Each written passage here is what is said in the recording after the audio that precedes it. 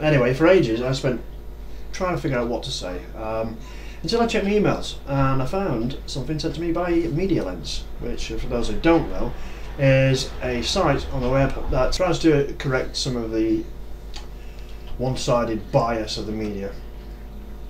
And in the email, they questioned the impartiality of the BBC. The gist of the argument is that the BBC's journals are not told what to think or say, but are hired because of what they think and say. Now, one of the most ridiculous examples of this was a quote by a guy called Paul Wood. On the BBC's news, he said, the coalition came to Iraq in the first place to bring about democracy and human rights. Now, the BBC's news editor said that the speeches by Blair and Bush actually bore this out. So, how is that impartial? And how is that even vaguely analysis of the facts? I mean, really. When the first thing the Americans did, when they finished carpet bombing the place, was to secure the oil and anything else of any value, and hand out all of the contracts to rebuild the place to American companies. Another example of this biased journalism from the BBC is its attitude towards Iran.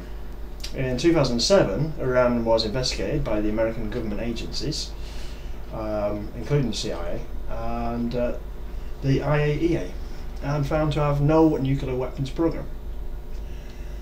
However, the American government still want to treat Ahmadinejad as the bogeyman, so of course the British government follows suit, and every time the BBC speaks of Iran, it speaks of a country ruled by a madman, trying every possible opportunity to get nuclear arms to destroy the whole world as we know it. Which doesn't really quite sit with the facts. Or take the way the BBC reported on Israel's 22-day onslaught of Gaza, lightly brushing over the war crimes committed by the Israelis, like the use of flash-out bombs, which are high-tech nail bombs used to shower victims with tiny little nails.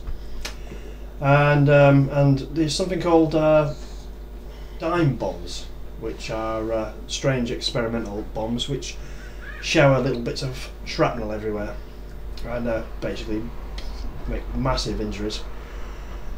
Or white phosphorus, of course, which they used, which burst over a wide area and actually burn right to the bone, and exploded a few of these, notably above a UN school full of women and children.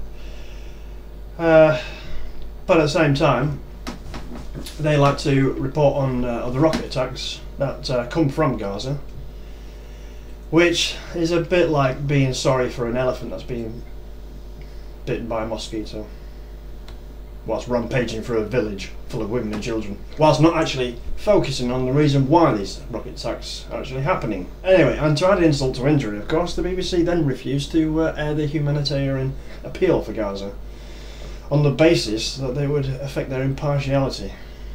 I mean, really. Surely anyone who thinks about it couldn't possibly come to the conclusion that the BBC is impartial with reporting like that. Now, I can understand why the commercial media is rather biased. After all, it's commercial. It has to try not to offend its corporate masters.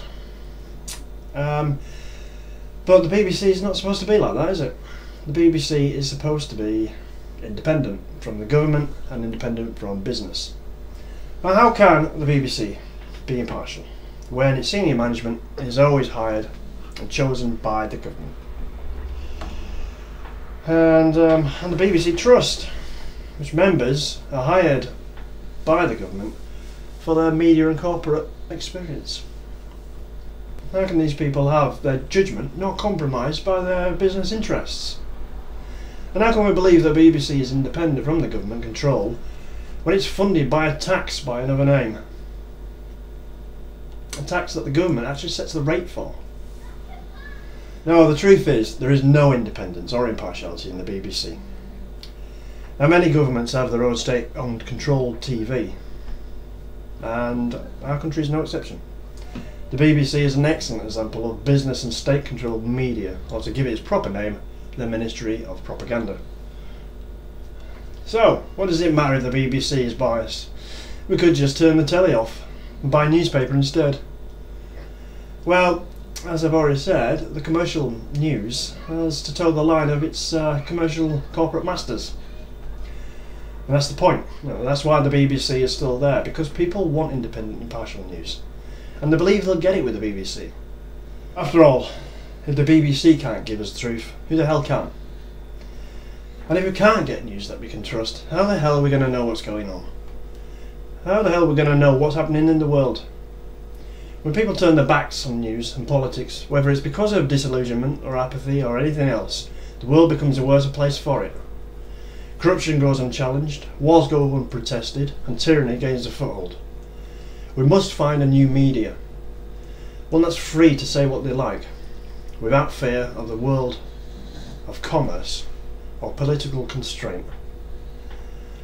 There are plenty of independent news sites on the web, plus lots of local news. So look around. Even right here on YouTube, there's still loads of interesting things to find, like the real news or whatever. Loads out there. Personally, I still like to watch the BBC News. Just take it with a very large pinch of salt. So anyway, that's my first blog. Rubbish, wasn't it?